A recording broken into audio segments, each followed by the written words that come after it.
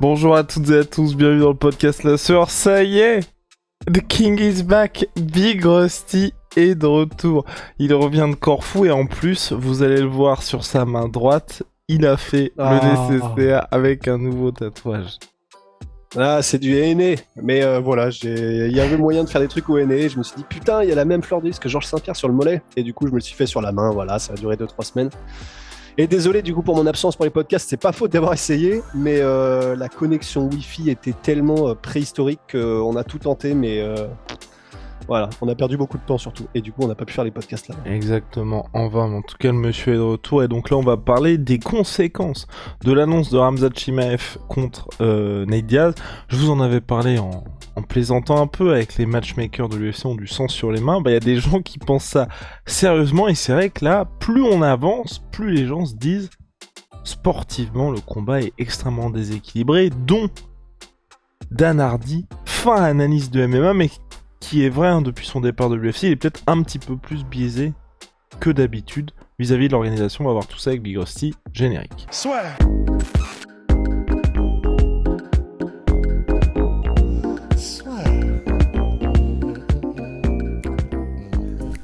Entre dans l'octogone avec Unibet.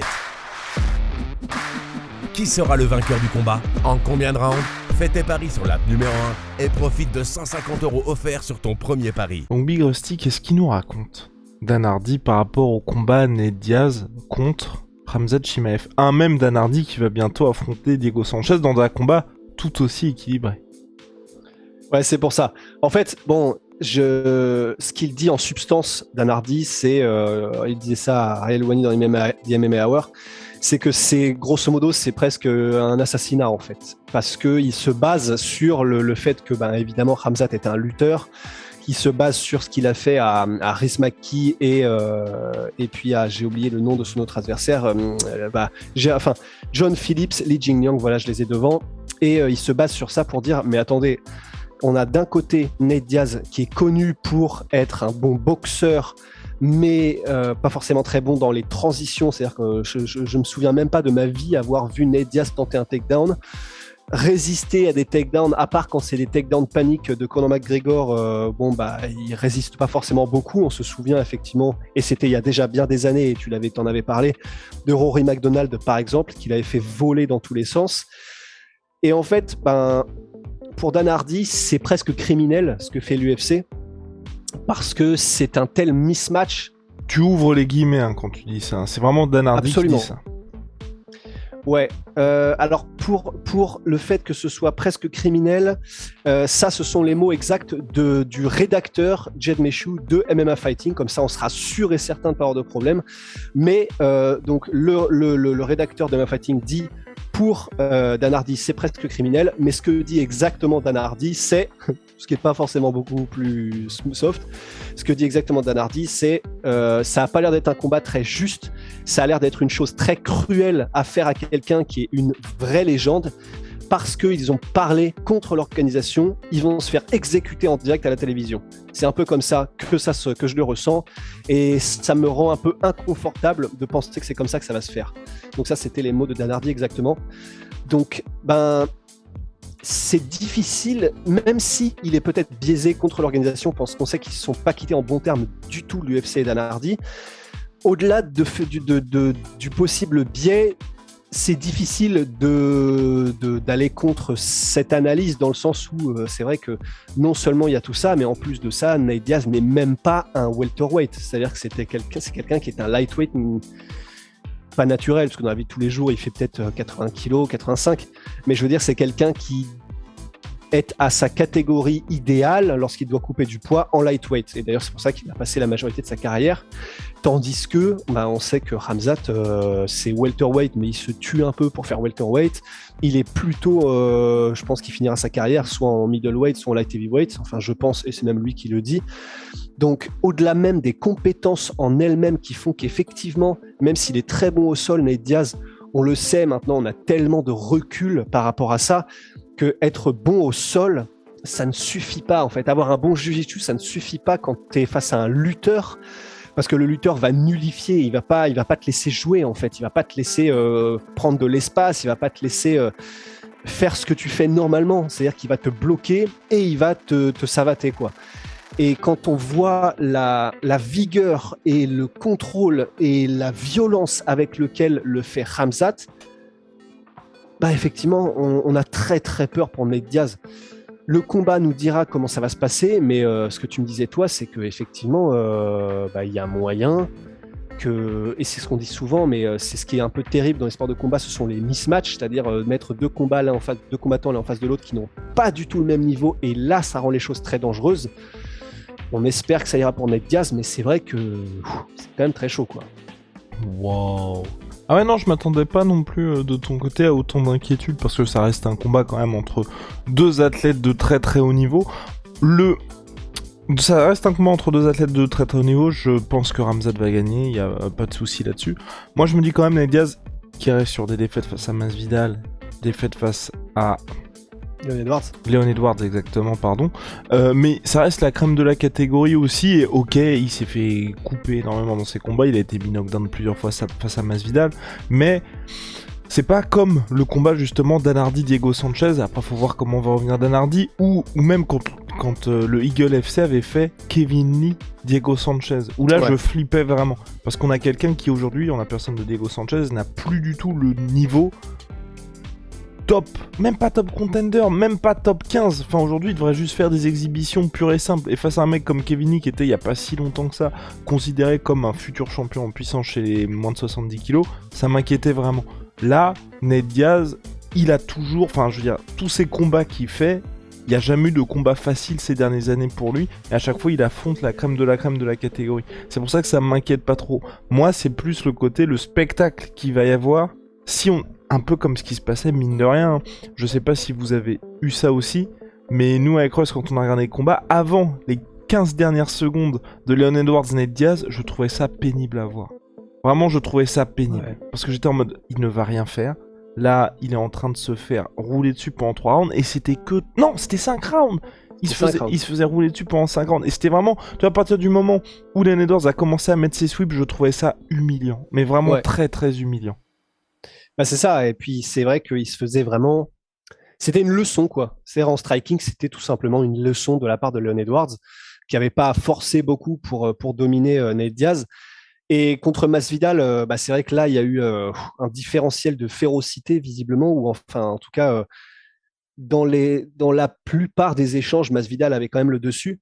En fait, là où moi, ça me fait super peur, c'est que dans les deux combats là qu'on vient de citer, c'était en striking que ça se jouait, et on sait que c'est là où il a une chance, Nate Diaz, parce qu'il a quand même une boxe qui est super originale et pas évidente à gérer. Enfin, ça dépend comment tu t'y prends, parce que avant de se faire surprendre, Leon Edwards y arrivait parfaitement. On a vu des gars comme Dos Anjos, avec les kicks notamment, réussir à sans aucun problème disposer de Nate Diaz. Mais on a vu aussi certains qui avaient beaucoup plus de mal, alors qu'ils sont aussi des très bons strikers, comme Anthony Pettis dernièrement. Après, voilà, c'était peut-être pas le même Anthony Pettis non plus, même s'il avait mis KO Wonderboy dans ces eaux-là. Mais là, la différence pour moi, c'est que ça va se jouer dans un domaine où Nate Diaz, il a pas pied, quoi. Enfin, la lutte et les transitions de Khamzat, quand on voit la facilité avec laquelle il met au sol tout le monde, il y a que Gilbert Burns qui n'a pas réussi à mettre et à garder au sol aussi facilement, mais c'est Gilbert Burns, quoi. Enfin, c'est le top 3 welterweight et qui est très bon dans tous les domaines. Et c'est ça qui me fait peur. C'est que... Mais pourquoi accepter le combat dans ce cas-là? Parce que c'est aussi l'autre question que j'ai. Ouais, pour Nate, parce que c'est un combat où il voit bien ce qui se passe avec Khamzat Chimaev. Nate Diaz, aujourd'hui, mine de rien, il est né en 85, je crois, donc il a 37 ans. Il a pris beaucoup de dégâts au cours de sa carrière. Il sait qu'un combat contre Khamzat, ça peut l'éloigner pendant peut-être possiblement 1 an s'il y a des énormes coupures, et si en plus il se fait rouler dessus, il va perdre 1 an de sa carrière sur les dernières belles années qui lui restent, tu vois. Donc pourquoi accepter ce combat-là? Sachant que c'est très risqué pour lui. Après, pour qu'il soit maintenu 1 an hors de la cage ou des rings, parce qu'après, visiblement, il fera ce qu'il veut puisqu'il ne sera plus sous contrat avec l'UFC, pour que ce soit 1 an, il faudrait que ce soit une sale blessure quand même. Parce qu'en vrai, s'il perd et que c'est par sauvage ground and pound, ce sera maximum 6 mois, hein, normalement. Maximum. Du coup, Après, du coup, c'est pour ça que ça va dépendre de la manière dont ça se fait. Mais déjà, premièrement, ce qui est bien, c'est que la réponse, la question est vite répondue, c'est que Nate Diaz voulait juste, quoi qu'il arrive, se barrer de l'UFC. Et donc, même s'il n'était pas chaud au début, après, il était en mode, bon, bah allez, donnez-moi Khamzat, comme ça, on en finit. Donc, c'est pour ça qu'il a Khamzat et qu'ils vont en finir. Mais du coup, ce qui est le plus probable, et comme tu l'avais judicieusement souligné la dernière fois quand on avait parlé de cette situation, c'est que comme là, il y a eu le précédent Gilbert Burns, que Andreas Michaels, le coach de All-Star, le coach de Khamzat, sera en mode on ne prend pas de risques et on va là où on est les plus efficaces, donc la transition, la lutte, les transitions, la lutte. Donc voilà, j'espère juste que ce sera rapide en fait, dans le sens, mise au sol, un peu comme ce qu'a fait Khamzat pendant tous ses combats à l'UFC, à part Gerald Meerschaert et Burns, tu vois, genre, voilà, il arrive, mise au sol, ground and pound, et puis on en finit, quoi. Ce qui serait terrible, mais ce qui a une chance qu'il arrive quand même, c'est qu'effectivement, on ait le droit, parce que Nate Diaz n'abandonne jamais, c'est qu'on ait le droit à peut-être 1 ou 2 ou 3 minutes de ground and pound de Khamzat, et que là, ce soit effectivement, et c'est ce qu'avait en tête Dan Hardy, que là, ce soit effectivement très pénible à regarder, quoi. C'est exactement ça qui me fait peur aussi. Que ce soit ça, ou même au-delà des 3-4 minutes, c'est qu'on ait plusieurs rounds de la sorte. Hein. Parce que je veux dire, le combat contre Leon Edwards, ok, il n'y avait pas de moment où Nate Diaz était sur le point de se faire finir, mais au bout d'un moment, même les commentateurs, ils étaient bons. Le mec, il est ouvert de tous les côtés. Leon Edwards, il est tranquille. À quoi bon continuer? Parce que vraiment jusqu'aux dernières secondes, Nate Diaz réussit l'impossible, enfin quasi l'impossible puisqu'il n'a pas réussi à finaliser.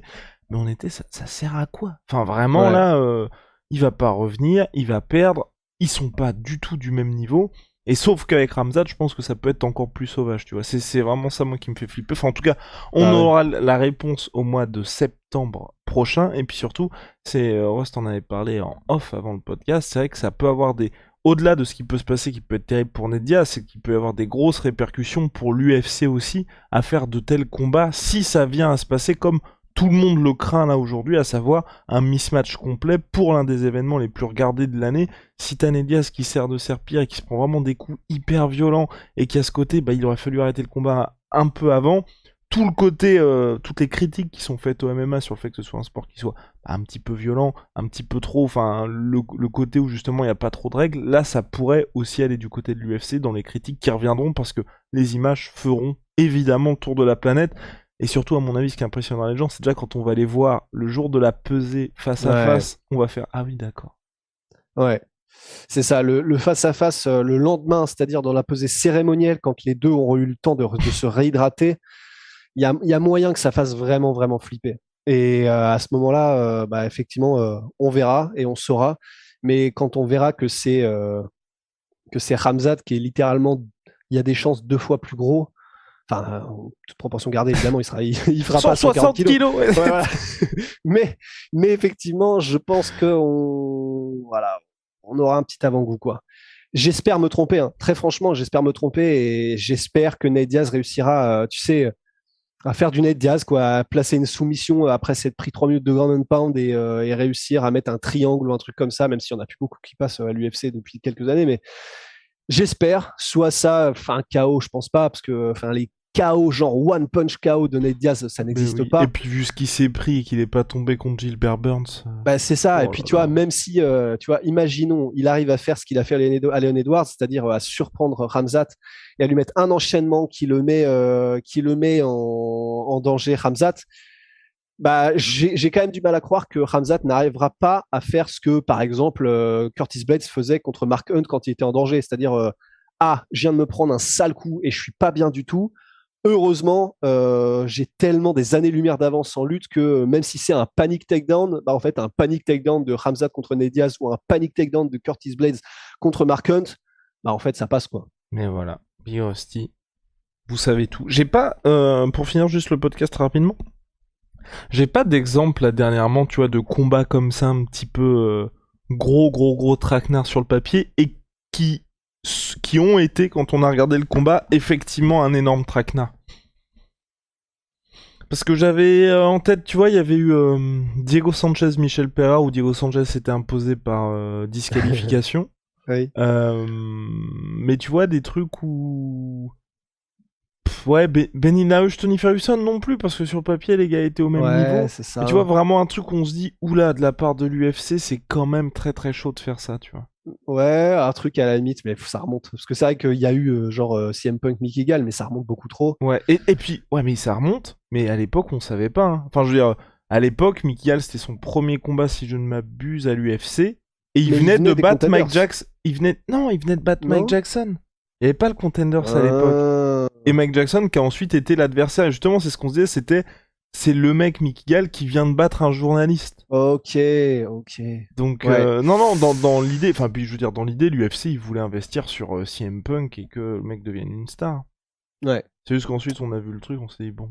Non, bah ouais, dites-nous si jamais vous avez. Parce que là, c'est vrai qu'à brûle pour point comme ça, j'en ai pas. J'ai rien en tête, mais il y en a sûrement eu de toute façon de la part de l'UFC, évidemment.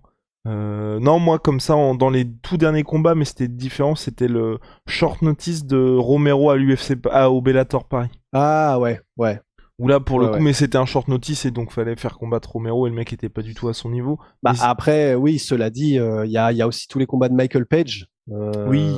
Contre des gars qui étaient pas du tout au niveau. Mais là, ça a changé aussi depuis au Bellator, parce que maintenant, il affronte vraiment des noms. Mais ouais. Bon, enfin. À l'UFC, n'hésitez pas à nous le dire dans l'espace commentaire. Vous le savez, Big Shout out, MySweetPay, MySweetProtein, moins 38% sur tout MyProtein avec le code la sueur. Et puis, nos savons, c'est sur Onae, onae.fr. Big Oh wow, avec le freezer, le banger. See ya, Big Rusty. See ya.